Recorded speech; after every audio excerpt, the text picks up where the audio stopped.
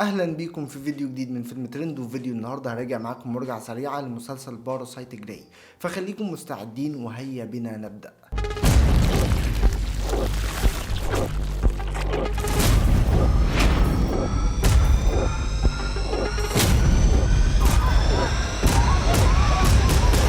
مسلسل باراسايت جراي مقتبس من المانجا اليابانية واللي اتنفذت قبل كده بالفعل في سلسلة من الانمي، وده اول خيال لايف اكشن ليها.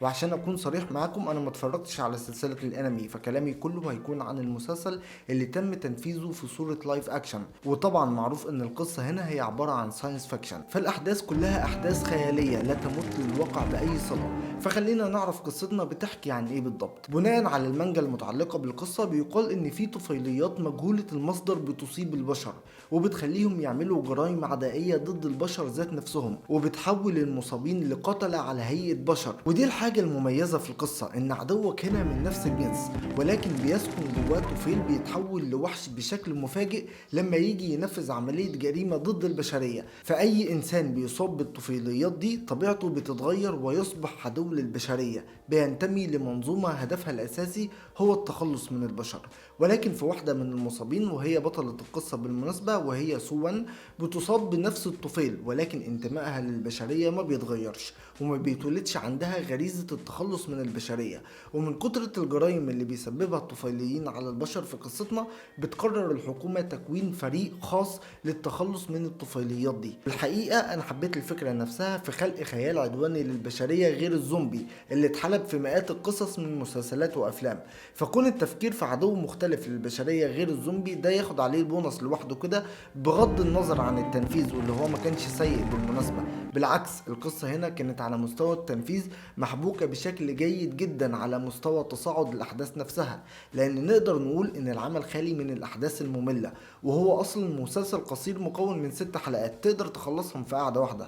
فما فيش مط للأحداث هنا ولا حشر لمشاهد غير مفيدة في بناء القصة، كل حلقة مشوقة للي بعدها، والعمل مليان مشاهد قتالية ومطاردات للصبح. حتى تنفيذ السي جي هنا كان عبقري الحقيقة. وبالمناسبة الناس اللي متعرفش يعني ايه سي جي اي، فهي المشاهد اللي تم تنفيذها عن طريق الكمبيوتر، بتكون مشاهد مصورة على جرين سكرين وبعدها بيتم تكوين صور للوحوش باستخدام الجرافيك.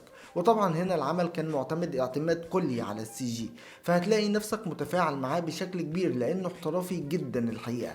حتى البناء الدرامي للقصة كان متماسك ومحبوك حلو قوي. وانا الحقيقة مش عايز اتمادى في مدح العمل لان انا هنا اصلا ما بحبش النوع ده بالنسبة لي من الاعمال، مش هو النوع المفضل ليا، واقدر اعتبره نوع من انواع التسلية. شفت فيه حاجة جديدة عجبتني وخلاص على كده، مش هرجع اتفرج عليه تاني بكل تأكيد.